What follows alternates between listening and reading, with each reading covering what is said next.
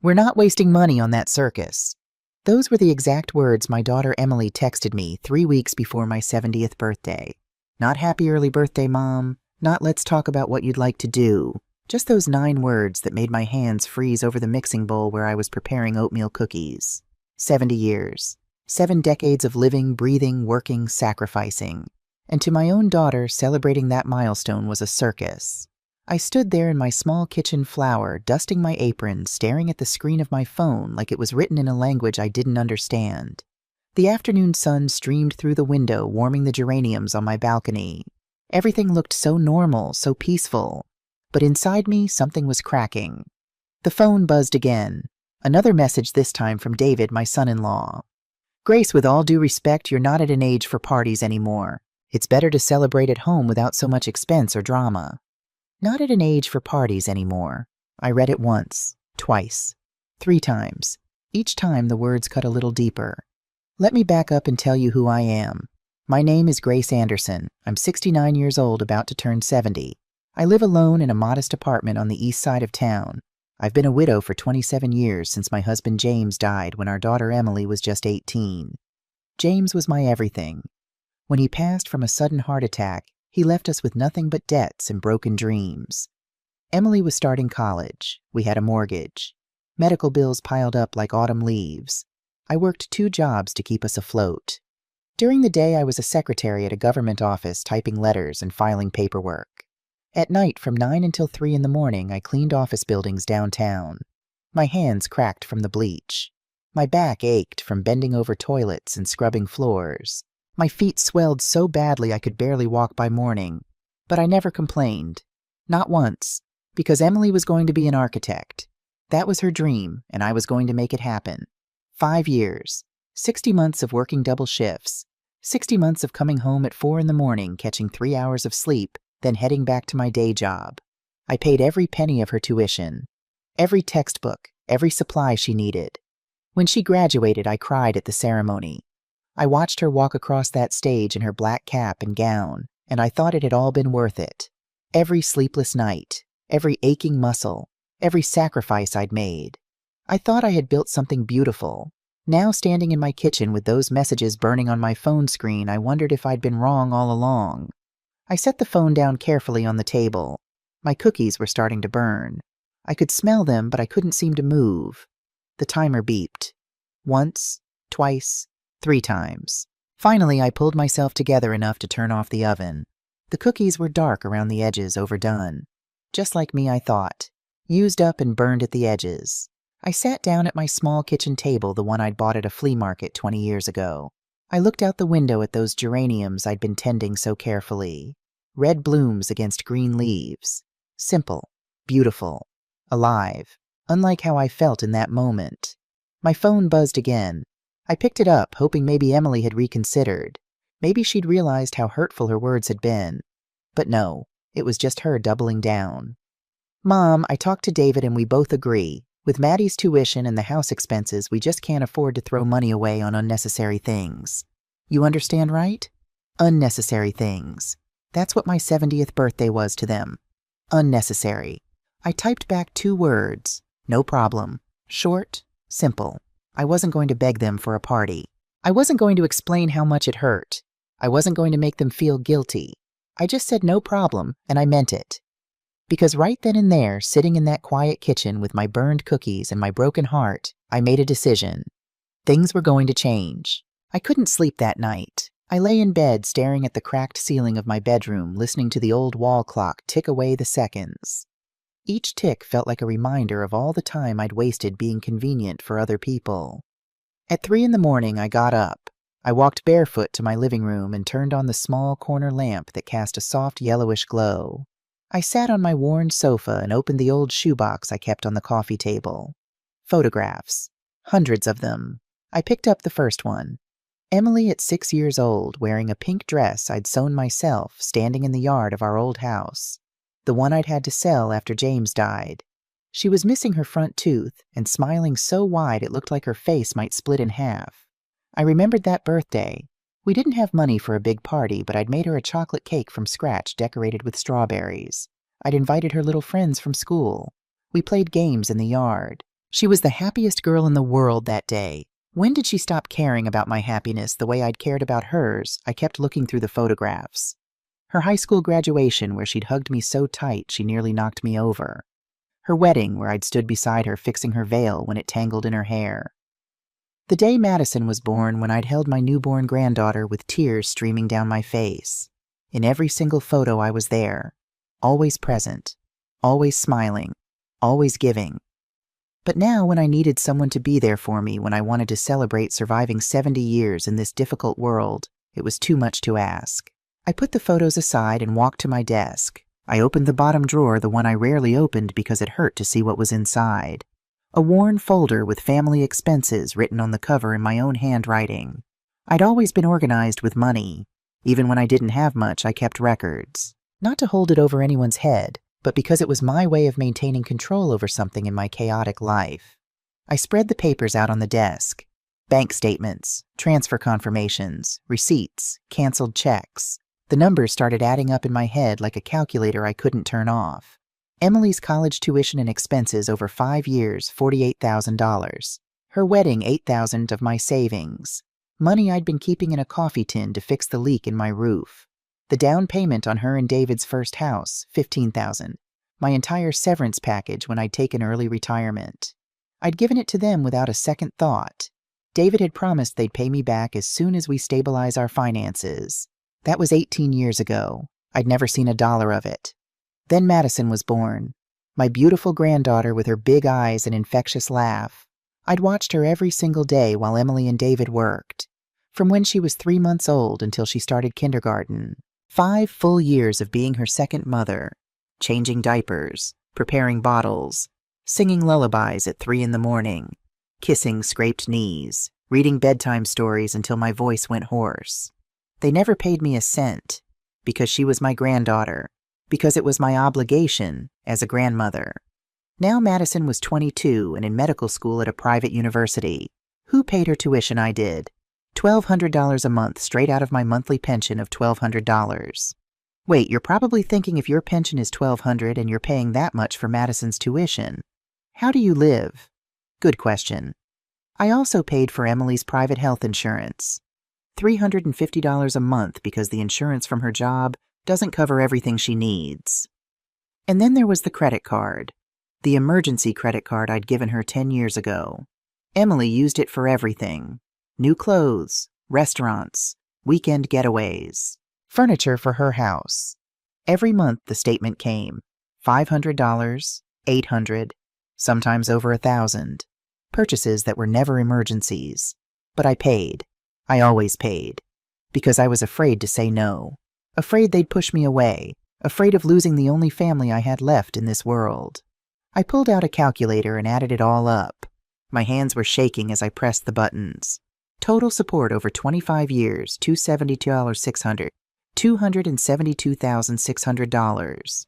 I stared at that number until my vision blurred. Nearly $300,000 from a woman who'd worked her whole life earning a modest salary. A woman who'd given up traveling, replacing her old car, fixing the leaks in her roof, buying new clothes, or treating herself to even a small luxury. And now they couldn't spend money on that circus that was my birthday. I closed the folder and put it back in the drawer, but I didn't go back to bed. I sat there as the first light of dawn began creeping through my cheap curtains, the ones I'd bought on sale 5 years ago because I couldn't afford better ones. And I made a decision. If to them I was just a means to get what they needed, then that means was about to run completely dry. The next morning I woke up with a clarity I hadn't felt in years. I showered, dressed in slacks and a simple blouse, and pulled my hair back in a low bun. I looked at myself in the bathroom mirror. I saw a 69-year-old woman who'd grown old giving everything to others. But I also saw something else. I saw a woman who still had time to live for herself. I grabbed my purse, put all the important documents inside, and walked out of my apartment with my back straight and my jaw set. First stop, First National Bank. I walked through the doors at 9 o'clock sharp, just as they were opening. Patricia, the account manager who'd always been kind to me, greeted me with her usual smile. "Good morning, Mrs. Anderson. How can I help you today?" I sat down across from her desk and pulled out my bank card. "I need to cancel an additional credit card in my daughter's name, Emily Rodriguez. I also need to cancel all automatic transfers I have set up. Patricia blinked, surprised by the firmness in my voice. Of course, Mrs. Anderson. Is there a problem with the accounts? No problem, I replied calmly. I'm just making necessary adjustments. It took 40 minutes to complete everything. Patricia showed me each automatic transfer on her computer screen. Each time she asked if I was sure. Each time I nodded yes.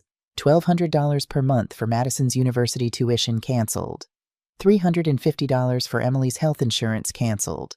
The additional credit card with a current balance of $2,300 blocked and canceled. When we finished, Patricia looked at me with a mixture of respect and curiosity. Are you absolutely sure about all this, Mrs. Anderson? These are significant changes. I looked her directly in the eye. I have never been more sure of anything in my life. I walked out of that bank feeling strangely light, like I'd taken off a heavy coat I'd been wearing for decades. The sun was shining, and for the first time in a long time, I could breathe deeply without my chest hurting. I walked to a nearby coffee shop and sat by the window. I ordered a latte and a slice of carrot cake, something I normally wouldn't allow myself because it was an unnecessary expense. But right then I realized I deserved small pleasures too. While I sipped my coffee, I took out my phone. I had 3 messages from Emily. Mom, is your tantrum over? David says you're overreacting. It's just a party. It's not a big deal. Are you going to ignore me now? I didn't answer. I put the phone back in my purse and continued enjoying my coffee and cake, because I'd discovered something powerful in those last 24 hours. My silence was worth more than 1,000 words. The next 3 days passed in a strange calm. I followed my normal routine, waking up early, making my coffee, watering the plants on my balcony, reading the newspaper. But there was something different in the air, a kind of silent anticipation, like when you know a storm is coming but the sky is still clear. Emily didn't contact me for 3 whole days. I guess she expected me to make the first move, to apologize for my tantrum, to go back to being the submissive, accommodating mother I'd always been. I didn't. On the 4th day, I did something I hadn't done in years. I called my old friend Helen Parker.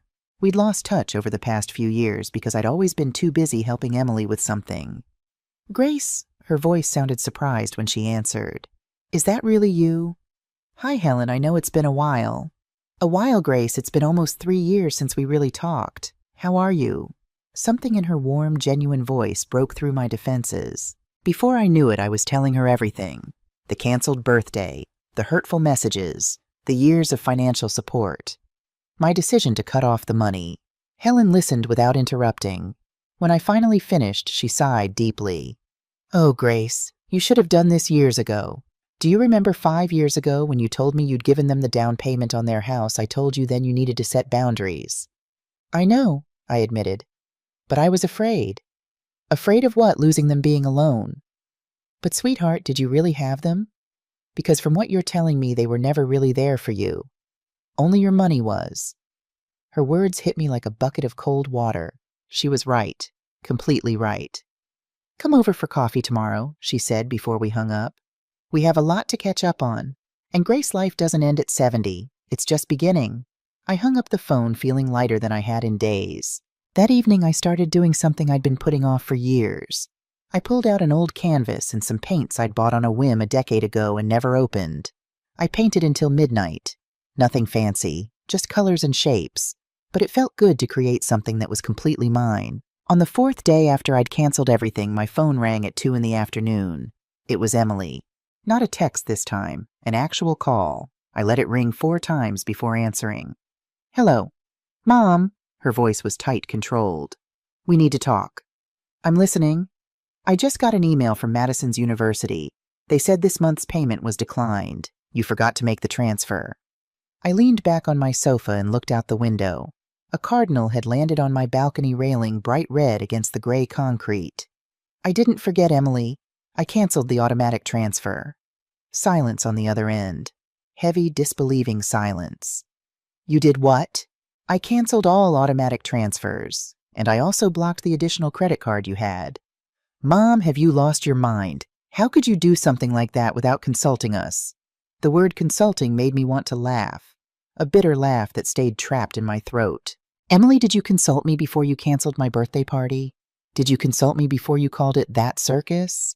For God's sake, Mom, one thing has nothing to do with the other. We're talking about your granddaughter's education here. You're going to punish Madison for something I said. I'm not punishing anyone. I'm simply reorganizing my finances. At 69 years old, I think I have the right to decide what I do with my own money. But you've always paid for Madison's college. You can't just leave us hanging like this. Of course I can, Emily. It's my money, my pension. Just because I decided to help you for years doesn't mean I'm obligated to do it for the rest of my life. I heard her breathing heavily on the other end. I could picture her in her modern kitchen with the stainless steel appliances I'd helped pay for gripping the phone so tightly her knuckles turned white. David was right, she said finally, her tone icy. He said you were going to be dramatic and vengeful. This is because we canceled your party, isn't it? You're throwing a childish tantrum. Those words should have hurt. They should have made me doubt myself, made me feel guilty, made me back down. Instead, they did something else entirely. They set me free. Think whatever you want, Emily, I said calmly. But things are going to change from now on. Mom, listen to me. Her voice rose.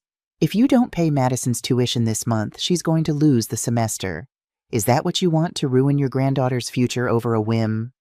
Madison's future is her parents' responsibility. You and David both work. You both have good salaries. You can pay for her education yourselves. We can't. We have the mortgage, the house expenses, David's new car payment. David's new car, I interrupted. What new car? She went silent. I could almost hear her realizing she'd said too much. He needed it for work, she said defensively. What kind of car, Emily? I don't see how that's what kind of car. A pause, then reluctantly, a BMW.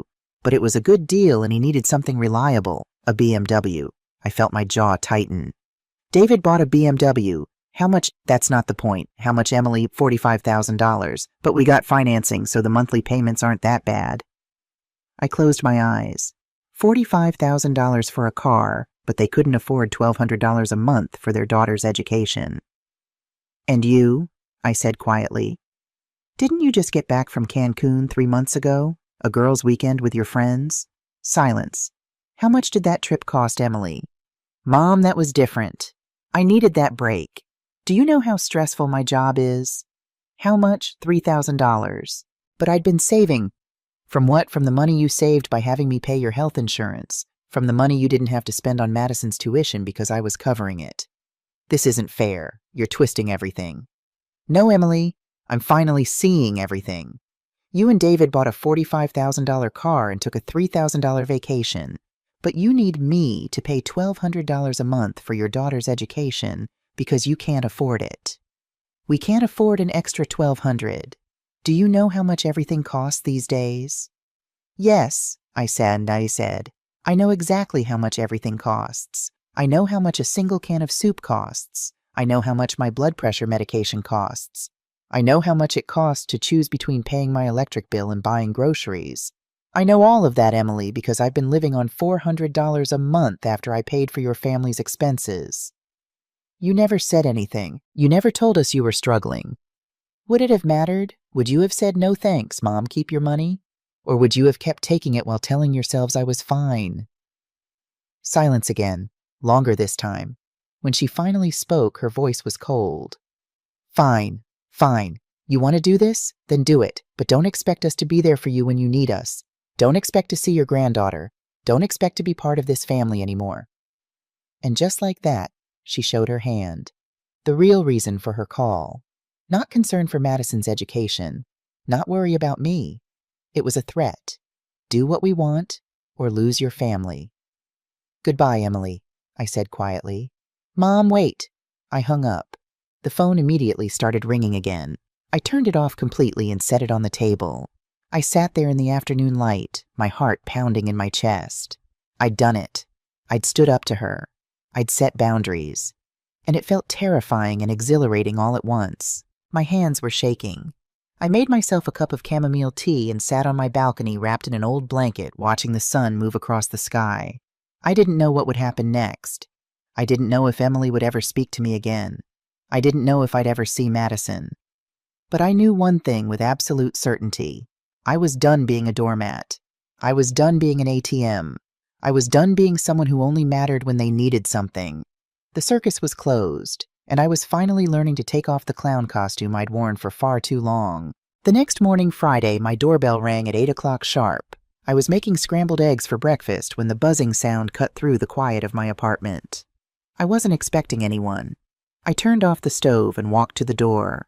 When I looked through the peephole, my stomach dropped. David stood there in his gray work suit, hair slicked back with gel, wearing that expression he always used when he wanted to intimidate someone. A mixture of superiority and condescension that made my skin crawl. I considered not opening the door, but I wasn't going to hide in my own home. I opened it, but didn't step aside. I blocked the entrance with my body. "Good morning, Grace?" "David, I need to talk to you. It'll only take 5 minutes." "Say what you have to say from there." He sighed dramatically like he was dealing with a stubborn child. "Grace, I know you're upset about the party. Emily told me. And look, maybe I was a little harsh with my words, but you have to understand we're going through a tough financial time." "Oh, really?" I crossed my arms. "I didn't know. I thought you were doing very well with your architecture jobs." "We do well, but we have a lot of expenses. The house is big. It needs constant maintenance. Emily's car is 12 years old. We need to replace it soon. And Madison's in an expensive university because," he paused meaningfully, "because you insisted she go to the best." I felt heat rise up my neck. "I didn't insist on anything. You chose that university, and I agreed to help, not to pay for everything for the rest of my life." David took a step closer, closing the distance between us. His voice dropped lower, more threatening. "Listen to me, Grace. You can't just leave us hanging like this. We've built our entire life counting on your support. Our budget, our plans, everything. You can't just take it away overnight because your feelings got hurt." "My feelings got hurt," I repeated slowly. "Is that what you think this is about?" "Isn't it? Emily didn't handle the party situation well, I'll admit that. But this cutting off Madison's education, that's vindictive. That's cruel."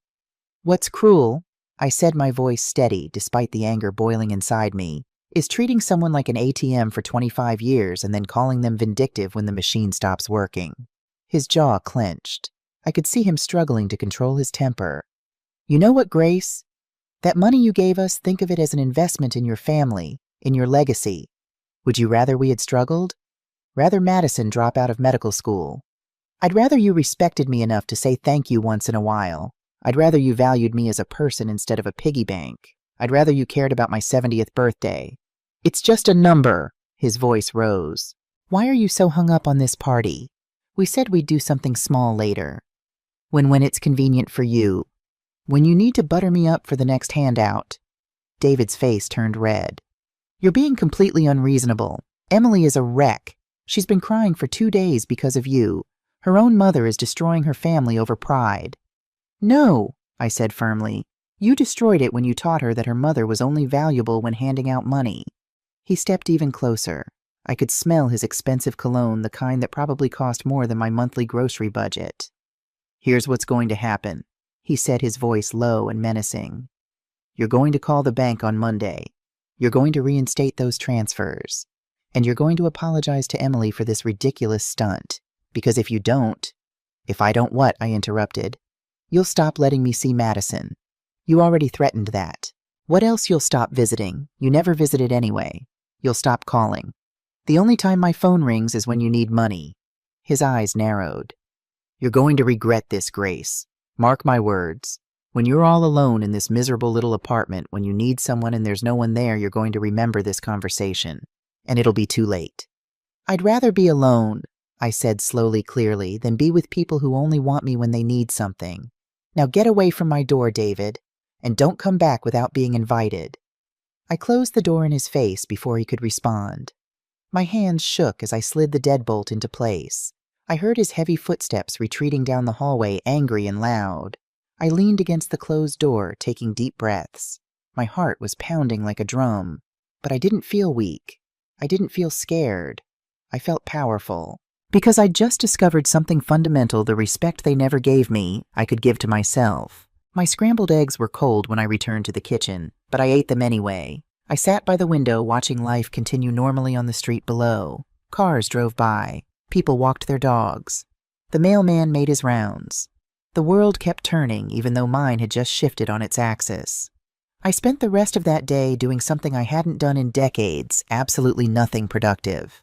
I didn't clean. I didn't organize. I didn't worry about anyone else's problems. I just sat on my balcony wrapped in a blanket reading a mystery novel I'd bought 6 months ago and never opened. The next week became a revelation. On Monday, I went to the hair salon. Not the cheap chain place where I usually got my hair cut, but a real salon where they washed your hair and gave you a head massage. The stylist, a cheerful woman named Rosa, trimmed my gray hair into a modern bob that framed my face. "You look 10 years younger," she exclaimed when she was done. I looked in the mirror and saw a woman I barely recognized, someone who looked alive. On Tuesday, I went to the artisan market I'd always wanted to visit but never had time for. I wandered through the stalls, touching hand-woven baskets, admiring pottery, smelling handmade soaps. I bought a small ceramic vase hand-painted in cream with delicate blue flowers. $25. Normally, I would have thought it was an unnecessary expense, but that day I bought it without guilt. I placed it on my kitchen windowsill where the morning light hit it just right. On Wednesday, I called Helen and we met for lunch at a little Italian restaurant downtown. Over pasta and iced tea, I told her everything that had happened. Helen listened, her eyes growing wider with each detail. "Oh, Grace," she said when I finished, "you should have done this years ago. Years ago." "I know. I was just so afraid." "Afraid of what?" "Of losing them."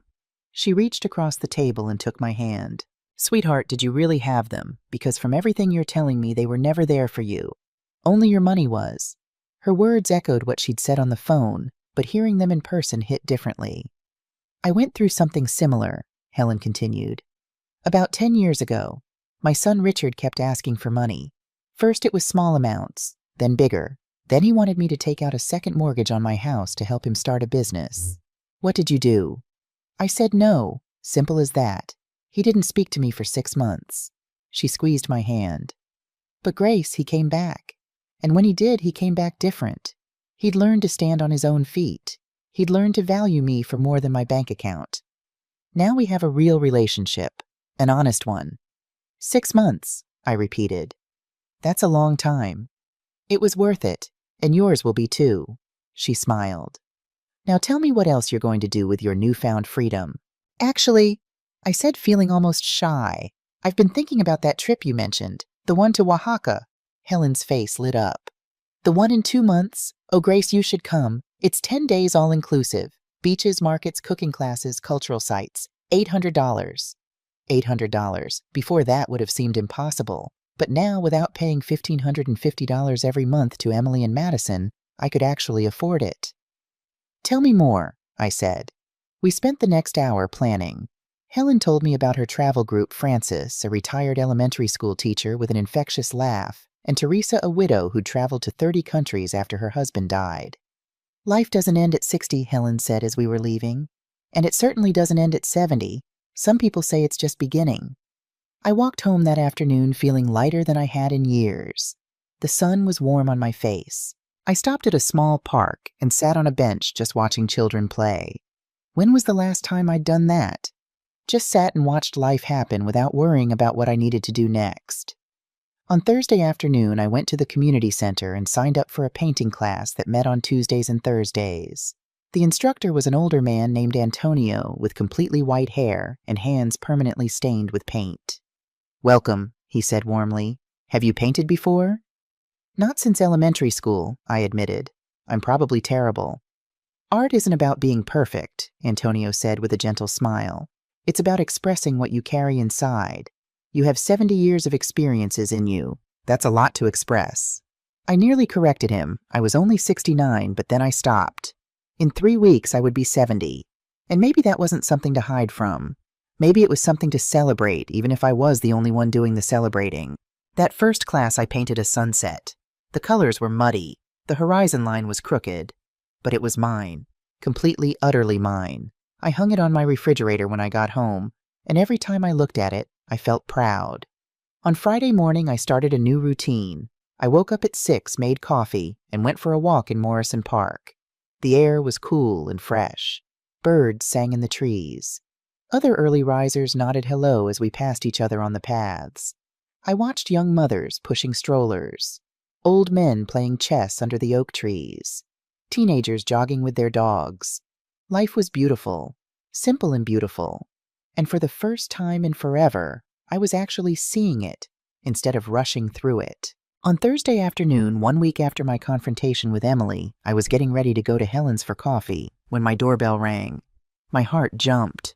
Was it David again coming to make more threats? I looked through the peephole and my breath caught. Madison stood there.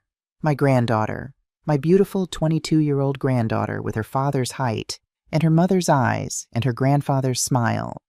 Her dark hair was pulled back in a ponytail and she wore jeans and a university sweatshirt. She looked tired. Dark circles shadowed her eyes. For a moment I considered not opening the door. Seeing her would make this harder. But I couldn't hide from my own granddaughter. I opened the door. "Grandma," she said softly. Just that one word, but it was full of uncertainty and pain. "Madison, sweetheart, come in." She stepped inside, and I noticed she was fidgeting with her hands, a nervous habit she'd had since childhood. We sat on the sofa, and I offered her water, coffee, something to eat. She shook her head to everything. "Grandma, I came to talk to you about what happened." "Did your parents send you?" I asked gently. She hesitated, and that hesitation told me everything I needed to know. "Mom is really upset," Madison said carefully. "She says you stopped paying for my college and that I'm going to fail this semester. Dad says you've become selfish overnight." The words stung, but I kept my expression neutral. "Madison, look at me." She raised her eyes to meet mine. "What do you think?" I asked. I don't know what to think, Grandma. I'm confused. Mom told me it was just about a party you wanted, and now you're punishing all of us." I took a deep breath. This was the moment I had to be careful. I didn't want to poison Madison against her parents, but I also wasn't going to let them paint me as the villain. "Madison, did your mother tell you what she said about my birthday?" Madison shook her head. "She called it that circus. Said they weren't going to waste money on it. Your father said I wasn't at an age for parties anymore." I watched her face change as the words sank in. Shock, then hurt, then something like shame. "Grandma, I didn't know. Mom just said you wanted a big, expensive party and they suggested something smaller." "I didn't want anything big. I just wanted dinner. Everyone together at one table. That's all I wanted for my 70th birthday." "Your 70th?" Madison's eyes widened. "That's a huge milestone. How could they just cancel it?" "They didn't just cancel it, sweetheart. They made me feel like asking for it was unreasonable, like I was being a burden." Tears welled up in Madison's eyes. "That's not fair. That's not right." "No, it's not. But Madison, that's not why I canceled the payments." "Then why?" I got up and went to my desk. I pulled out the folder marked Family Expenses. I'd been keeping it updated for decades. I brought it back to the sofa and opened it on the coffee table. "Do you know how long I've been paying for your college?" 4 years, she said quietly. "Do you know how much I've paid in total?" She shook her head, biting her lower lip. $57,600, $1,200 a month for 48 months, from my pension of $1,200 a month. Her eyes went wide. "Wait, your entire pension?" "Not quite. I also pay $350 for your mother's health insurance. That leaves me with about $450 to live on each month." Madison's hand flew to her mouth. "Grandma, no. That's not enough. How do you even—" "I manage. I buy generic brands. I cut coupons. I walk instead of driving to save gas. I keep the heat low in winter. I don't eat out. I don't buy new clothes." I paused. "I can't afford to see a doctor when I'm sick because my Medicare doesn't cover everything." "Why didn't you say something? Would it have mattered? Would you have told your parents to stop taking my money?" She looked down at her hands. "I didn't know. I swear, Grandma, I didn't know." "I know you didn't. But Madison, it's not just the college tuition." I pulled out more papers. "Your entire childhood I took care of you. 5 years full-time without getting paid a single cent. Do you know how much daycare costs?" She shook her head. "About $1,000 a month back then. Over 5 years, that's $60,000 of free childcare. I also paid for your mother's entire college education, $48,000. I paid $8,000 for her wedding. I gave $15,000 for the down payment on your house. I've paid over $40,000 for her health insurance. And the credit card. I pulled out those statements. $38,000 over the years on emergencies that were never emergencies. I looked at her directly. Madison, do you know what all of that adds up to? She was crying now, tears streaming down her face. How much? $272,600. Over the past 25 years, I've given your family almost $300,000. Oh my God, she whispered. Grandma, I had no idea. No idea at all. And do you know what I got for it? A text message calling my 70th birthday. That circus. Madison covered her face with her hands and sobbed. I put my arm around her, feeling her body shake against mine. It hurt to see her in pain, but she needed to know the truth. But Grandma, she said when she could speak again, what am I going to do? I can't pay for medical school on my own. I work part-time at the campus coffee shop, but it barely covers my personal expenses. If I lose this semester, there are student loans, Madison. There are scholarships. There are options. But those take time to arrange. The payment is due next week. Then your parents will have to pay it. They're your parents. It's their responsibility. They said they can't afford it. I pulled out one more piece of paper, a printout from Facebook that Helen had shown me last week. Is this your father's car? I showed her the photo David had posted 3 weeks ago, him standing proudly next to a brand new silver BMW. Madison stared at it. He said that was a company car. It's not. He bought it. $45,000. Your mother also took a $3,000 vacation to Cancun 3 months ago, but they can't afford $1,200 a month for your education. I watched understanding dawn in her eyes, not just understanding betrayal. They've been lying to me, she said slowly. All this time they've been saying we're struggling, that money is tight, that I need to be grateful you're helping. I want you to have your education, Madison, more than anything. But why does it have to be my responsibility when your parents are buying luxury cars and taking expensive vacations? She wiped her tears with the back of her hand. It shouldn't be. You're right. It's not fair. None of this is fair. We sat in silence for a moment. Then Madison straightened her back and looked at me with a determination I recognized. It was the same look her grandfather used to get when he'd made a decision. Grandma, can I ask you something? Anything, sweetheart? Is it true they threatened to keep me away from you? Your mother said if I didn't reinstate the payments, I wouldn't be part of the family anymore, that I wouldn't see you. Madison's jaw clenched. That's manipulation. That's emotional blackmail. Yes, I agreed quietly. It is. She stood up suddenly. I need to go. My heart sank. Was she leaving angry? Did I push too hard? But then she hugged me. Tightly, fiercely. I love you, Grandma, and I'm sorry. I'm so sorry that they treated you this way, that I didn't see it. It's not your fault. I'm going to fix this, she said, pulling back to look at me. I don't know how yet, but I'm going to fix this. You deserve better. You deserve so much better. After she left, I sat on my sofa for a long time watching the afternoon light change to evening. I didn't know what Madison meant by fix this, but for the first time in weeks I felt something other than anger or sadness. I felt hope. That night my phone lit up with messages. I turned it back on to call Helen, and immediately it started buzzing. 5 missed calls from Emily. 17 text messages. I read them in order, watching the progression from manipulation to anger to desperation. Mom, Madison came to see me.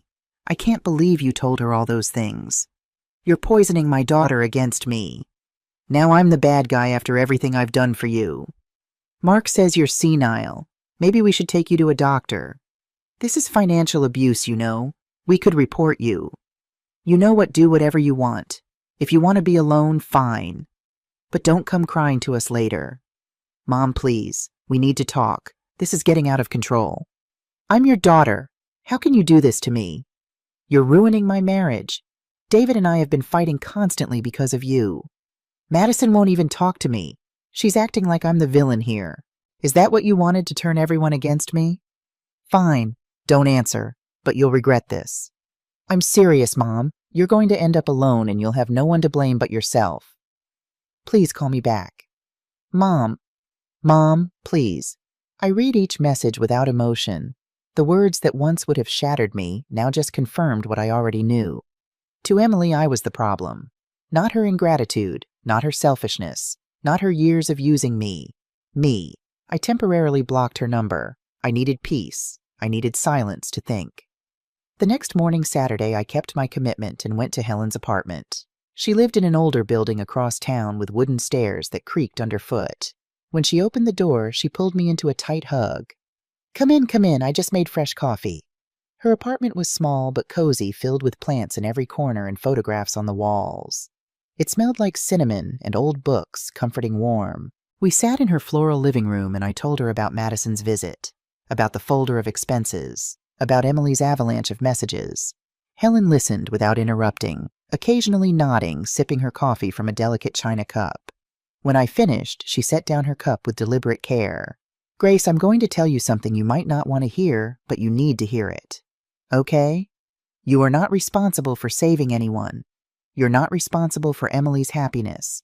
You're not responsible for Madison's future. And you are definitely not responsible for maintaining the lifestyle David and Emily have built." "I know that in my head," I said. "But my heart, your heart has been trained for decades to feel guilt," Helen interrupted gently. "To believe that your value as a mother, as a grandmother, as a person, is directly related to how much you give. But Grace, that's a lie. Your value doesn't depend on your usefulness." Her words fell on me like cool water on a hot day. "Do you know what I did when my son asked me to mortgage my house?" Helen continued. "I said no. Simple and direct. He got angry. Stopped speaking to me for 6 months like I told you. But you know what? He came back. And when he came back, he learned to value me, not just my money. What if Emily never comes back? Then you'll have learned something important, that true love can't be bought. And if she was only with you for what you could give her, then she was never really with you at all." We sat in silence for a moment, letting those truths settle between us. "Grace, you're 69 years old. God willing, you have many more years to live. Are you going to spend them being the financial slave of your family? Or are you going to live for yourself for the first time in your life?" "I want to live for myself," I said. And saying it out loud, I felt a certainty that strengthened me from the inside out. "Then do it," Helen said with a smile. "Life is too short to live it for people who don't value you." 3 days later, it was a Tuesday afternoon. I was watering my balcony plants when my intercom buzzed. I pressed the button. "Yes, Mrs. Anderson," a man's voice I didn't recognize. Professional, formal. "This is Daniel Ruiz. I'm an attorney representing the Rodriguez family. I need to speak with you about a legal matter."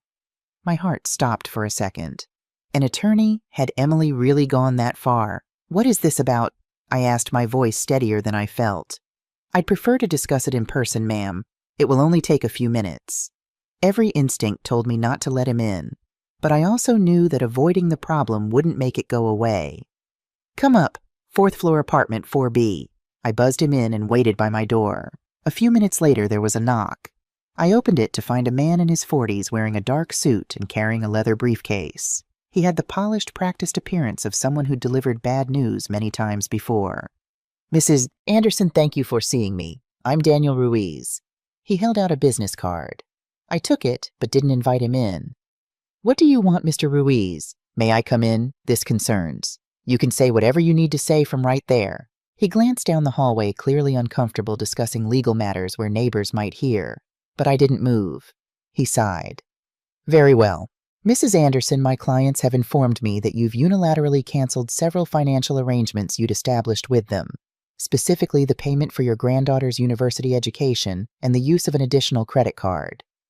"Those weren't legal arrangements," I said firmly.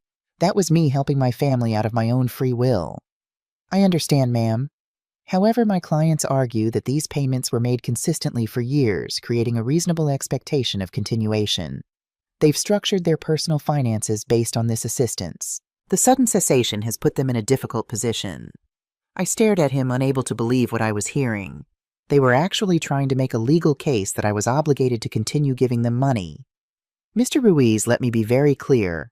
I have no legal obligation to financially support my adult daughter or my adult granddaughter.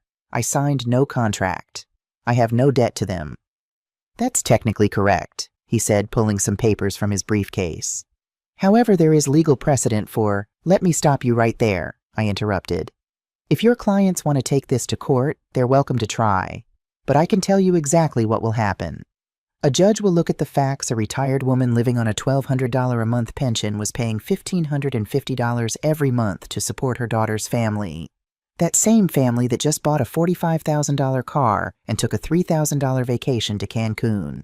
What do you think the judge will say, Mr. Ruiz? His professional mask slipped for just a moment. He clearly hadn't known about the BMW or the Cancun trip. Mrs. Anderson, he tried again, my clients simply want to reach an agreement. They're proposing that you continue with at least the payment for your granddaughter's university tuition until she graduates. It's only 2 more years.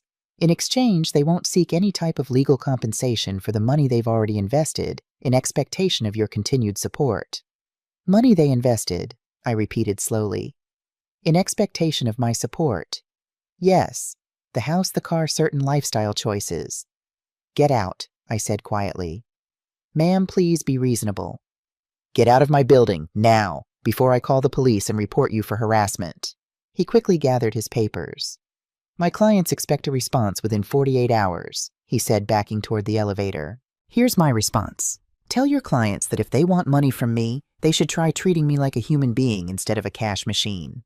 Now go. He left quickly, practically running to the elevator. I closed my door and locked it, then leaned against the wood, my whole body shaking. Not from fear, from rage. Pure crystalline rage. My own daughter had sent a lawyer to threaten me. A lawyer with veiled legal threats and emotional blackmail wrapped up as agreements. I picked up my phone and called Helen. Carol, what's wrong? You sound upset. I told her everything. Every word the lawyer said. Every threat. Every manipulation. When I finished, there was a long silence. That girl has crossed the line. Helen finally said, her voice harder than I'd ever heard it. Grace, listen to me. You need to protect yourself. You need to talk to a real lawyer, not the puppet they sent. I don't have money for lawyers, Helen. There are free legal services for seniors. Tomorrow, first thing, we're going to find one. You are not going to face this alone. Her strength gave me strength. You're right. I'm not going to be intimidated. The next morning, Helen picked me up at 8:30. We took the bus downtown to the Legal Aid Society, a free legal clinic for senior citizens that Helen had researched online. The lawyer who saw us was named Frances Morrison, a woman in her 50s with thick glasses and a kind smile. She listened to my entire story without interrupting, taking notes occasionally. When I finished, she set down her pen and looked at me directly. Mrs. Anderson, let me be very clear with you. There is absolutely no legal basis for what your daughter is threatening. You have no legal obligation to financially support your adult daughter or your adult granddaughter. Gifts and voluntary help do not create implied contracts. So they can't sue me. They can try, but any judge would dismiss the case immediately. What they're doing is called intimidation and harassment. In fact, she pulled out a form. You could consider getting a restraining order if the harassment continues. Relief flooded through me. So I'm not crazy. I'm not being selfish. You're being smart, Frances said firmly. You're protecting yourself from financial exploitation. That's not selfish. That's survival. She spent the next hour explaining my rights, documenting everything that had happened, and drafting a cease and desist letter to send to Daniel Ruiz. When we left that office, I felt stronger than I had in weeks. Helen and I celebrated with lunch at a small Mexican restaurant she loved. We ordered enchiladas verdes and hibiscus iced tea. To standing up for yourself, Helen said, raising her glass. To having friends who have your back, I replied, clinking my glass against hers. We talked about the Oaxaca trip, about her painting class, about life. For a moment, I forgot all the drama and simply enjoyed being with a true friend. When I got home that afternoon, there was an envelope under my door. I picked it up with shaking hands. The handwriting on the front was familiar Madison's looping, careful script. I opened it and began to read. Dear Grandma, I don't know how to start this letter except by saying I'm sorry. I'm sorry for everything that's happening. I'm sorry my parents have gone this far. When I found out they sent a lawyer to your house, I was so ashamed and furious. I had a terrible fight with them. Dad told me if I kept taking your side, I'd have to find somewhere else to live.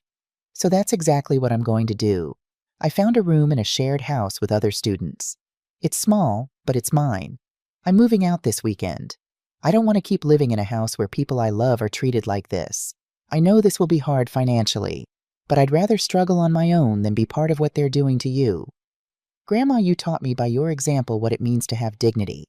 You taught me that true love isn't measured in dollars. My parents forgot that lesson. Or maybe they never learned it. But I did. I'm going to apply for student loans. I'm already filling out scholarship applications. I got a second job at a bookstore near campus weekends and some evenings. It won't be easy, but I'll figure it out. I love you not for what you can give me, but for who you are. And I will always be on your side. Your adoring granddaughter, Madison. I had to sit down. Tears streamed down my face, but they weren't tears of sadness. They were tears of pride, of hope, of love. My granddaughter, my beautiful, brave granddaughter, was choosing integrity over comfort. She was choosing me not because I gave her money, but because it was the right thing to do. I picked up my phone and called her immediately. Grandma, her voice was soft, uncertain. Madison, I just read your letter. Are you mad? Mad, sweetheart, I'm proud. Prouder than words can express. But I don't want you to sacrifice your comfort for this. It's not a sacrifice, Grandma. It's a choice, and it's the right one. We talked for almost an hour. She told me about her new roommates, how she was organizing her work and study schedule, the scholarships she was applying for. Every word confirmed what I already knew. She was going to be okay. She was strong. She had integrity. She was everything a grandmother could hope for in a granddaughter. When we hung up, I sat on my balcony as the sun began to set. The golden afternoon light filled my small space, making everything glow with a soft warmth. I thought about everything that had happened in the last few weeks, the betrayal, the pain, the anger, but also the awakening, the rediscovery of myself, the new friendships strengthened. And now this, my granddaughter showing me that my example hadn't been in vain, that at least one person in my family understood that dignity and self-love weren't empty concepts, but pillars upon which to build a life. The circus was closed, but something new, something better was being built in its place. 3 weeks passed without a single word from Emily. 3 weeks of absolute silence, as if I'd ceased to exist for her. And strangely enough, that silence didn't hurt as much as I thought it would. It was liberating. Like taking off shoes that had been pinching your feet for years. You don't realize how much pain you were in until it stops. Helen and I became inseparable during those weeks. We met at least 3 times a week, sometimes more. Coffee on Monday mornings, walks in Morrison Park on Wednesdays, the painting class on Tuesdays and Thursdays, where Antonio kept telling me I was finding my voice through color. You always paint horizons. He observed one Thursday, studying my latest work, a beach scene with an endless stretch of sand meeting sky. Open spaces, freedom, you're painting what you're feeling inside. He was right. Every canvas I created showed roads disappearing into the distant mountains with no peaks, visible oceans stretching beyond sight. I was painting freedom because I was finally finding it. Helen introduced me to her other friends from the travel group. Frances Brennan was a retired elementary school teacher with silver hair she wore in a long braid. She had a laugh that made everyone around her smile.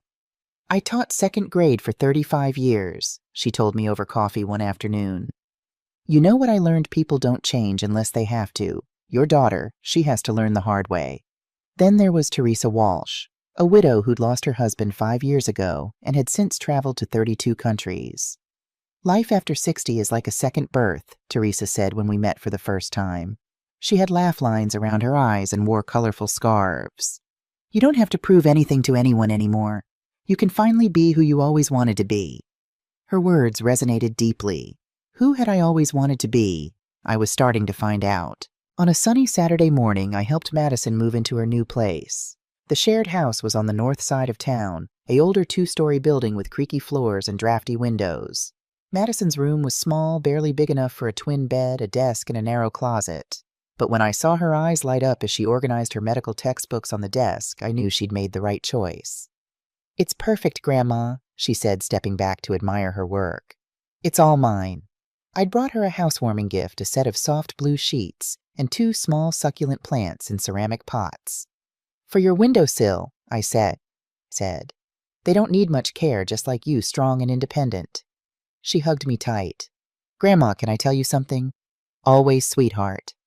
Mom came to see me 2 days ago. She pulled back, her expression troubled. She begged me to come home. She said this was all a misunderstanding, that they missed me, that the house felt empty without me. What did you say? I asked her if she'd talked to you, if she'd apologized to you, if she'd tried to fix things. Madison paused, looking down at her hands. She got quiet, defensive, started making excuses, and that's when I knew. Knew what, that she didn't really miss me. She just wanted to control me, to keep me in line so I'd pressure you to start paying again. The maturity in her voice broke my heart and filled it with pride at the same time. I'm so sorry you have to see your parents this way. I'm not, she said firmly. I needed to see it. For the first time in my life, I'm seeing them clearly, and I don't like what I see. But I'm grateful I learned this lesson now before I became like them. We spent the rest of the afternoon setting up her room. Her roommates, 2 other medical students named Jenna and Carlos, came home and instantly welcomed her. They ordered pizza for dinner and insisted I stay. Sitting at their small kitchen table eating pepperoni pizza and listening to them talk about their rotations and studies, I felt something I hadn't felt in years included. Not because of what I could give them, but simply because I was there. When I got home that evening, I found a message on my machine. Not Emily, someone else. Hello, Mrs. Anderson. My name is Clara Mendez. I'm the mother of Carlos, one of Madison's new roommates. I wanted to introduce myself and, well, I'd love to talk with you if you have time. Madison mentioned your situation and I went through something very similar. Please call me back when you can. She left her number. I stared at the machine, curious. The next day, Sunday afternoon, I called her back. Mrs. Anderson. Clara's voice was warm with a slight accent that suggested Spanish was her first language. Thank you so much for calling. I hope it's okay that Madison told me about what's happening with your family. It's fine, I said, though I felt oddly vulnerable knowing strangers knew my story. I wanted to talk to you because... She paused and I heard her take a breath. I went through almost the exact same thing 10 years ago. My children, I have 3, they treated me like a bank. Everything was, Mom, can you help with this? Mom, we need money for that. I gave and gave until I had nothing left. What happened? I asked, sitting down. I did what you did. I said no. I stopped the money. Her voice was steady now, matter of fact. And it was awful at first. They were so angry. My oldest son didn't speak to me for 8 months. My daughter told everyone I was a terrible mother. My youngest tried to manipulate me with guilt. 8 months, I repeated. That's a long time. It was the longest 8 months of my life, Clara admitted. I cried every single day. I thought I'd lost my children forever. But you know what? They came back. One by one, they came back. And when they did, they were different. They'd learned to stand on their own feet. They'd learned I was a person, not just a source of money. Now we have real relationships, honest ones. How long did the whole process take? About 2 years before things were truly healed. But Mrs. Anderson, Grace, may I call you Grace? Of course. Grace, I got back both my dignity and my children. The relationship we have now is 1,000 times better than what we had before, because now they respect me. They value me. They call me just to talk, not just when they need something. After we hung up, I sat by my window for a long time watching the city lights turn on one by one as dusk fell. Clara's story gave me something I desperately needed: hope. Hope that maybe eventually Emily would come around. Not because she needed me, but because she loved me. But even if she didn't, I was going to be okay. I was discovering that I could be happy on my own terms. The Oaxaca trip was now just 3 weeks away. I'd been saving carefully. The money that used to go to Emily and Madison was now mine. It felt strange at first, almost guilty to keep my own pension. But I was learning to silence that voice of guilt. One evening, I sat at my small desk and did the math one more time. My pension won $200 per month. My basic expenses without supporting Emily's family. Rent $450. Utilities $120. Groceries $180. Medications $75. Phone and internet $60. Transportation $40. Total $920. That left me with $275 each month for myself. For the first time in 25 years, I had money left over. Not a lot, but enough. Enough to save for the trip. Enough to buy that ceramic vase. Enough to treat myself to coffee and cake occasionally. Enough to buy new shoes when my old ones wore out. Enough to live, not just survive. The $800 for Oaxaca was already saved and sitting in an envelope in my desk drawer. $800 that represented freedom, adventure, life. I picked up the phone and called Helen. "I'm definitely coming to Oaxaca." She squealed with delight. "Oh, Grace, this is going to be wonderful. Just wait. You're going to love it." That night I pulled out my old suitcase from the back of my closet. It was dusty from years of disuse. The last time I'd traveled anywhere was... I couldn't even remember. A decade more, I wiped it clean and started making a list of what I'd need. Comfortable walking shoes, light clothes for the warm weather, a hat for sun protection, sunscreen. Simple things, but planning for them filled me with an excitement I hadn't felt since before James died, I realized.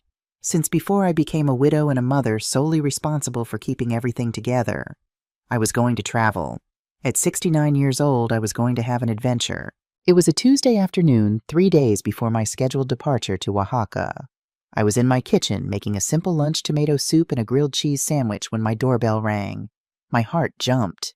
I wasn't expecting anyone. Helen was at a doctor's appointment. Madison was in class. I looked through the peephole and my breath caught. Emily stood there, alone. No David this time. She looked different, thinner, dark circles under her eyes. Her hair, usually styled perfectly, was pulled back in a messy ponytail. She wore jeans and a plain sweater, not her usual put-together look. For a moment I considered not opening the door. I wasn't ready. I didn't know what to say. But she was my daughter. Whatever else had happened, she was still my daughter. I opened the door. "Mom," just that one word. Soft, uncertain. We stood there looking at each other. A lifetime of history between us. 25 years of giving and taking. Weeks of silence and hurt. "Can we talk?" she finally asked. I stepped back, letting her in. She walked to the living room and sat on the sofa, the same spot she'd sat in as a child when she was in trouble, and waiting for me to come talk to her. I sat in the chair across from her, maintaining distance. "I don't know how to start," Emily said, looking at her hands. "Start wherever you need to," I replied, echoing the words I'd said to Madison. Maddie left the house. Her voice was small. "I know." I helped her move. Something flashed across her face. Pain. Maybe jealousy. "Of course you did. Of course you knew before I even told you." "Emily, no, I'm not saying that as an accusation. I'm just..." She closed her eyes. "Mom, everything is falling apart. Madison won't talk to me except in one-word texts. David and I have been fighting constantly. Work has been awful because I can't concentrate. I feel like I'm drowning." I waited. I didn't offer comfort or reassurance. I just waited. "I came here to..." She took a shaky breath. "I don't know how to say this. I've practiced it 100 times and it still feels impossible." "Just say it." She looked up at me and I saw tears in her eyes. Real tears. Not manipulative ones. "I came to apologize. For everything." The words hung in the air between us. "I came to tell you that you were right. About all of it." The tears started falling. "David and we got so used to your help. It became normal, expected. We stopped seeing it as a gift and started seeing it as something you owed us, like it was your obligation to keep us comfortable." I felt something shift in my chest. This was different from our phone call weeks ago. This was real. "When you cut off the money, I was so angry," Emily continued. "I felt betrayed. Like, how could you abandon us when we needed you? But then Maddie left. She actually left her home because of how we were treating you. And that woke me up." She wiped her tears with the back of her hand. "David and I had to sit down and look at our actual finances. We had to face the fact that we were living way beyond our means because we knew you'd always fill in the gaps. The BMW, the vacation, the expensive dinners out, the new furniture we were spending like we were rich. Because you were subsidizing our basic expenses." "Emily, please let me finish. I need to say this." She looked directly at me. "We've been taking advantage of you. For years. Maybe not intentionally at first, but we knew what we were doing. Every time I used that credit card for things that weren't emergencies. Every time David said we couldn't afford something we absolutely could afford if we budgeted differently. We knew." Hearing her admit it was both painful and relieving. "And the party..." Her voice broke. "God, Mom, the party. When I called it that circus, I was so focused on money and inconvenience that I didn't stop to think about what I was really saying. That your 70th birthday wasn't worth celebrating. That you weren't worth celebrating. She was crying openly now. David said you weren't at an age for parties, and I didn't defend you. I didn't say, yes, she deserves to celebrate. I just agreed with him because it was easier. Because saying yes would have meant spending money we wanted to spend on other things. I felt my own eyes welling up, but I blinked the tears back. And then when you stood up for yourself, when you finally set boundaries, I sent a lawyer mom, to threaten you. My own mother. She covered her face with her hands. What kind of person have I become? The question hung in the air. I didn't answer it because she needed to answer it herself. When she finally looked up, her face was blotchy and her eyes were red.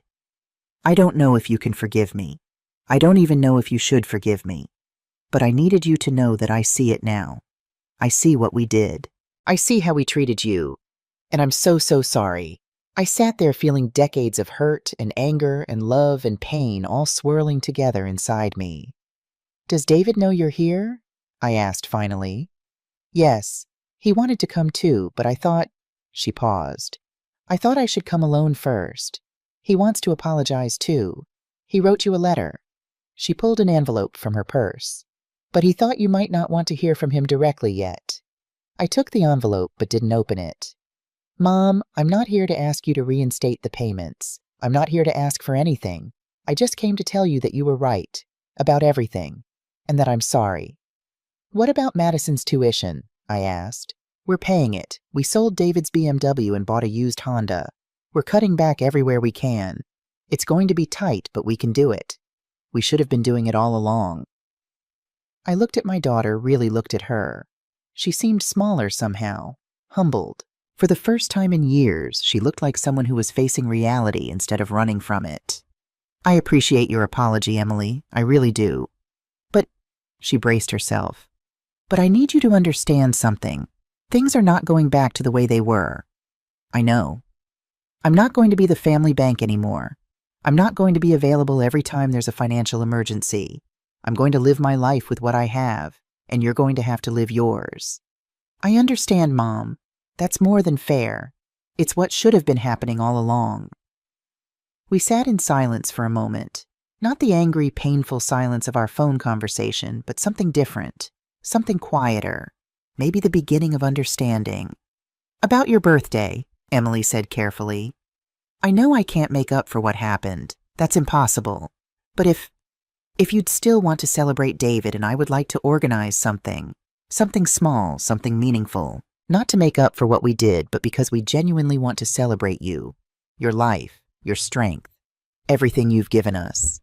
Part of me wanted to say no, to hold firm and show her that words weren't enough. But another part, the part that remembered her as a little girl climbing into my lap, as a teenager crying over her first heartbreak, as a young mother terrified she was doing everything wrong, that part wanted to believe that people could change. I'll think about it, I said. But first I need to see actions, not just words. That's fair. She stood up to leave. Mom, one more thing. Yes. Madison told me you're going to Oaxaca on Thursday. I am. For the first time, I saw something like genuine happiness on her face. I'm glad. I'm really glad you're doing something for yourself. You deserve it. You deserve so much more than we've given you. After she left, I sat on my balcony with a cup of tea watching the afternoon fade into evening. I didn't know if Emily's apology was the beginning of real change or just another manipulation. Only time would tell. But what I did know was that I had changed. I'd found my voice, my worth, my dignity. And no matter what happened with Emily, no one could take that away from me. I opened David's letter. It was short, handwritten, not typed by a lawyer. Grace, I don't have the words to express how ashamed I am of my behavior. You deserved respect, gratitude, and love. Instead, I treated you like an inconvenience and a resource. I'm working on being a better person. I hope someday you can forgive me. David. I folded the letter and put it in my desk drawer. Not to forget it, but to remember this moment. The moment when my family finally started to see me as a person, not a piggy bank. Thursday morning arrived with clear blue skies and warm sunshine. Helen picked me up at 6 a.m. in a taxi, both of us giddy with excitement, like teenagers heading to summer camp. Are you ready for this? She asked as we loaded my suitcase into the trunk. I think so, I said, though my hands were shaking slightly.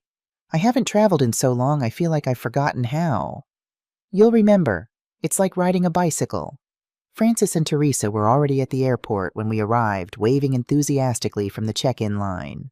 The four of us formed a little group, all women between 65 and 70, all ready for adventure. On the plane, I sat by the window and watched the city grow smaller beneath us. Everything I'd been worried about Emily Madison-David money conflict, it all grew smaller too. Up here above the clouds, none of it could touch me. "You're smiling," Helen said from the seat beside me. "I am." "You are. I don't think I've seen you smile like that well, ever." She was right. I was smiling. Really genuinely smiling. Oaxaca was everything Helen had promised and more. The first 3 days were a blur of crystal-clear beaches and vibrant colors. We stayed in a small hotel right on the water, close enough to hear the waves at night. Every morning I woke up early and walked along the beach before the others were up. The sand was cool under my bare feet. The ocean stretched endlessly before me, meeting the sky at a line so perfect it looked painted. On the 4th day, we visited the artisan markets. Streets and streets of handmade pottery, woven textiles, carved wood, hand-blown glass. Colors everywhere, reds and blues and yellows and greens, all bright and alive. I bought a hand-woven table runner in shades of turquoise and cream. $50 a fortune for me just months ago. But now I bought it without guilt. I'd earned this. I'd earned all of this. "For your kitchen table," Francis said approvingly, "to remind you of this trip every time you sit down to eat." On the 5th and 6th days, we took a cooking class. A local woman named Rosa taught us to make traditional Oaxacan food in her outdoor kitchen. Mole negro tlayudas memelas. We ground spices by hand-shaped tortillas with our palm-stirred pots over open flames. "Cooking is love," Rosa said in a mixture of Spanish and English. "When you cook for someone, you give them your time, your effort, your heart." I thought about all the meals I'd cooked over my lifetime. For James, for Emily, for Madison. Thousands of meals, maybe millions of individual bites of food, each one an act of love. But when was the last time someone had cooked for me? That night, Rosa wouldn't let us help clean up. "You are my guests," she insisted. "Sit, eat, enjoy." So we sat at her long wooden table under the stars, eating food we'd made together, drinking wine from clay cups, laughing until our sides hurt. This, Teresa said, raising her cup, is what life should feel like. On the 7th and 8th days, we visited Monte Alban, the ancient ruins high in the mountains. I climbed stone steps that had been there for 2,000 years, steps that countless feet had climbed before mine. At the top, I looked out over the valley and felt impossibly small and impossibly connected all at once. "What are you thinking?" Helen asked, sitting beside me on a warm stone wall. "I'm thinking about time," I said. "These ruins have been here for millennia. All the human drama, the arguing, the hurt feelings, the money problems, it all seems so small from up here." "But it's not small," Helen said gently. "What happened to you matters. Your feelings matter." "I know. I just mean, I don't want to waste whatever time I have left being angry. I don't want to spend my last years fighting." "Then don't," Helen said simply. "You've set your boundaries. You've stood up for yourself. Now you get to choose what comes next." On the 9th night, our last full night in Oaxaca, the four of us sat on a terrace overlooking the ocean. The sound of waves provided a constant rhythm like a heartbeat. The sky was full of stars, more stars than I'd ever seen in the city. We each had a glass of local wine. The air was warm and smelled like salt and night-blooming flowers. "You look different than when we started this trip," Francis observed, studying my face. "Lighter somehow." "I feel different," I admitted. "I feel free. Is that the right word?" "It's the perfect word," Teresa said. "That's what we're all looking for, isn't it, freedom? Not from responsibility, but from other people's expectations." "Let's make a toast," Helen said, standing up with her glass.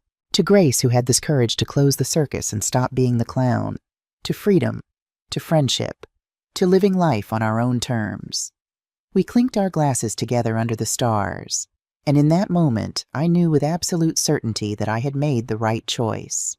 All of it, the pain, the conflict, the difficult conversations, had led me here. To this terrace. To these friends. To this feeling of finally being at peace with myself. When I got home Sunday evening exhausted but glowing from 10 days of sun and adventure, I found 2 surprises waiting for me. The first was a package outside my door. I brought it inside and opened it carefully. Inside was a framed photo of Madison and me from when she was 5 years old. We were at the park, both laughing at something outside the frame. Someone, probably Madison, had written on the back, "Thank you for teaching me what real strength looks like. I love you. M." I set it on my kitchen counter where I could see it every day. The second surprise was waiting in my apartment itself. Madison was there sitting on my sofa. She had a key I'd given her years ago for emergencies, and in her hands was a small cake with candles. "Surprise," she said, standing up with a nervous smile. "Happy belated birthday, Grandma." "My love, my birthday was almost 3 months ago." "I know, but we never celebrated you properly. So I figured it's never too late to celebrate the strongest woman I know." My eyes filled with tears. "How did you get in?" "You gave me a key. Remember, I hope it's okay. I wanted to surprise you." That night, just the 2 of us, we ate chocolate cake and drank coffee while I told her all about Oaxaca.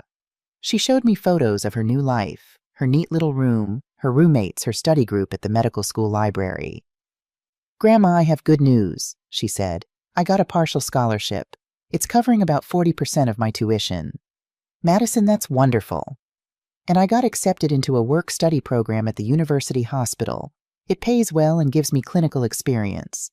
Between that, my bookstore job, the scholarship, and what Mom and Dad can contribute now that they're budgeting properly, I'm going to be okay." She was more than okay. She was thriving. "Thank you," she said suddenly. "For what?"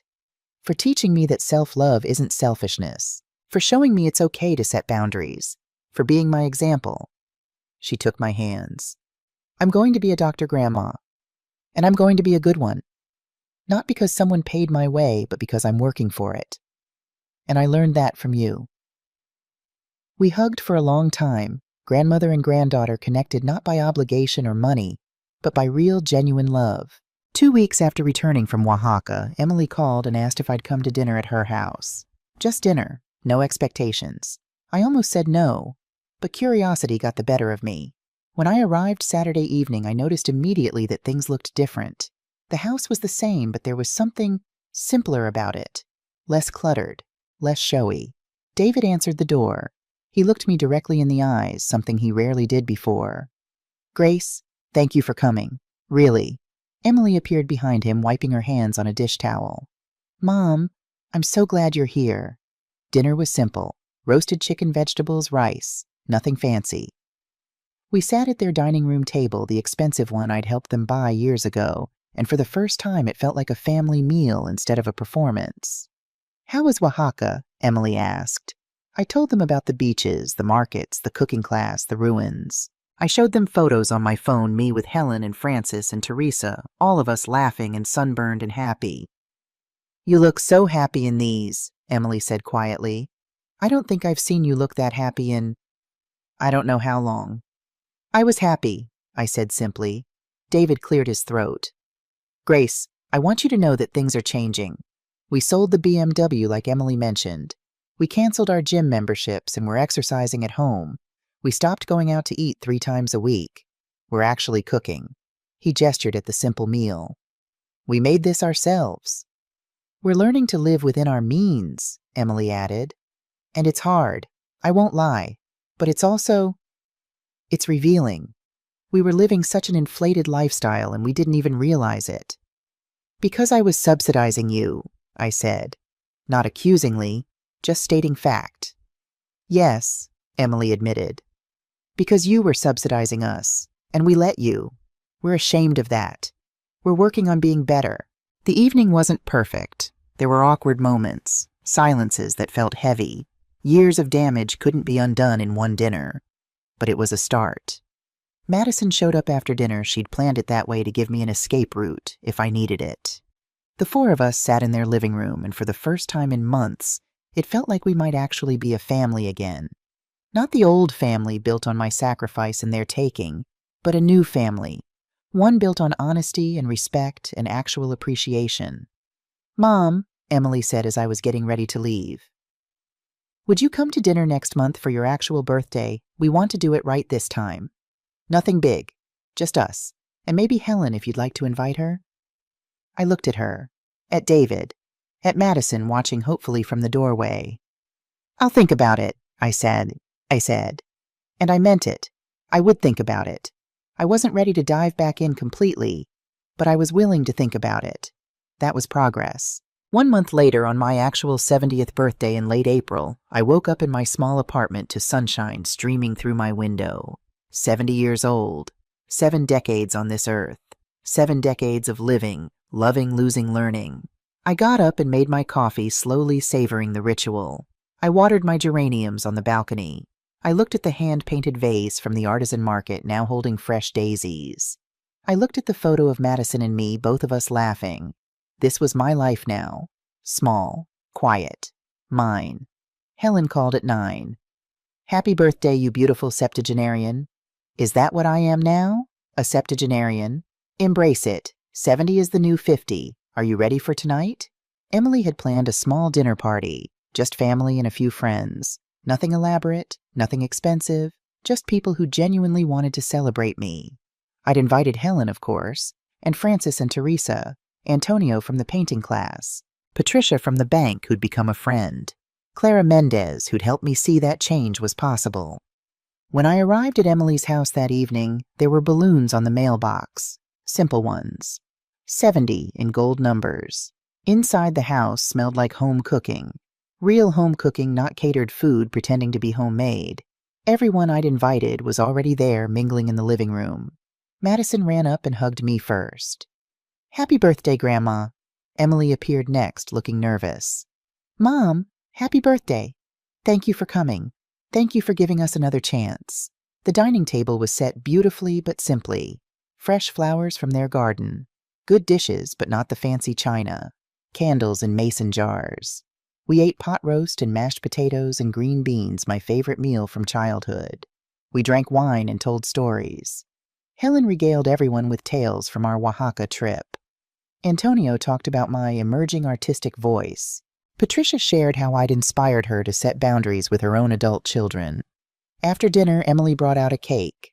Chocolate with strawberries, just like the one I used to make for her birthdays. I made it myself, she said. It's probably not as good as yours, but I tried.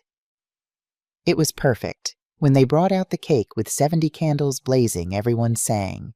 And for the first time in months, I cried. But they were good tears. Happy tears. Make a wish, Grandma, Madison said. I closed my eyes. What did I wish for? I wished for more days like this, more honest conversations, more authentic relationships, more time to paint and travel and laugh with friends, more mornings watching the sunrise, more evenings watching the sunset, more life, real life, life lived on my own terms. 3 months after my birthday, I was sitting on my balcony on a warm summer evening when Madison called. Grandma, what are you doing? Just sitting here watching the city. What about you? I'm studying, but I wanted to take a break and call you. I realized something today. What's that? I realized I call you at least twice a week now, not because I need something, not because I have a problem, just to talk, just to hear your voice. My chest tightened with emotion. I love our calls. Me too. And that made me think about before. I can't remember the last time I called you just to talk. Before everything happened, I mean. I always had a reason, a favor to ask or something I needed. Madison? No, I want to say this. You teaching me to value myself, to work for what I want, to not take people for granted, it didn't just change my relationship with you. It changed how I see everything. My friendships are better. My study habits are better. I'm better. After we hung up, I sat there feeling a peace I'd never experienced before. This was what I'd been looking for all along. Not gratitude for money given. Not praise for sacrifices made. Just connection. Real human connection. Emily and I weren't perfect yet. We probably never would be. But we had dinner together once a month now. She called to check on me, not when she needed something, but when she genuinely wondered how I was doing. We were slowly, carefully rebuilding trust. David had completely transformed. He was taking classes to become a financial counselor for families in debt, a career change inspired by his own wake-up call. I want to help other people avoid the mistakes we made, he told me. My painting class had become a cornerstone of my week. I'd completed 12 pieces now, each one showing more confidence than the last. Antonio was encouraging me to display them in a local coffee shop's art show. "Your work deserves to be seen," he said. "You have a perspective that comes from a life fully lived." Helen and I were already planning our next trip Santa Fe in the fall. Francis and Teresa were coming too. We were calling ourselves the Silver Travelers. "We should have matching t-shirts," Teresa joked. "Absolutely not," I said, laughing. "Let's not be those women." But secretly I loved that we were a group, a tribe. 4 women who'd all learned in different ways that life doesn't end at 60 or 70 or 80. That adventure and joy and friendship are available at any age if you're brave enough to reach for them. One quiet afternoon, I stood in front of my bathroom mirror, really looking at myself. Gray hair cut in a stylish bob. Wrinkles around my eyes, laugh lines, not worry lines anymore. Posture straight, eyes clear. I looked like someone who'd survived something difficult and come out stronger. 70 years old, I said to my reflection, and finally figuring out how to live. The circus was closed. The costume was packed away. I wasn't performing for anyone anymore. I was just Grace Anderson, a woman who'd learned the hard way that you can't love others if you don't love yourself first, that you can't give from an empty place, that you don't have to pay to be loved. I thought about where I'd been 4 months ago, broken, bitter, burned out, ready to give up, and I thought about where I was now, free, finding joy, finally living. The journey hadn't been easy. Standing up to Emily had been the hardest thing I'd ever done. Watching my family fracture had broken my heart. There were nights I'd questioned everything, wondering if I'd made a terrible mistake. But I hadn't. I'd made the only choice that could save me. And in saving myself, I'd given my daughter and granddaughter the greatest gift I could give them, the example of a woman who knew her worth. That evening, I made myself a simple dinner. Pasta with vegetables, a glass of wine. Nothing fancy. I ate on my balcony watching the sun set over the city. My life, my choice. And as the sky turned from blue to pink to orange to purple, I felt something I hadn't felt in decades. Complete, utter contentment. The circus was closed, and I had finally learned that the greatest performance of my life wasn't putting on a show for others. It was showing up for myself.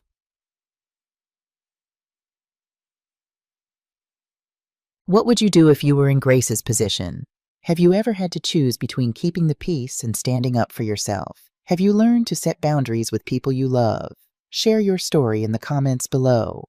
Your experience might be exactly what someone else needs to hear today. And if you enjoyed Grace's story, stick around for 2 other stories that are channel favorites.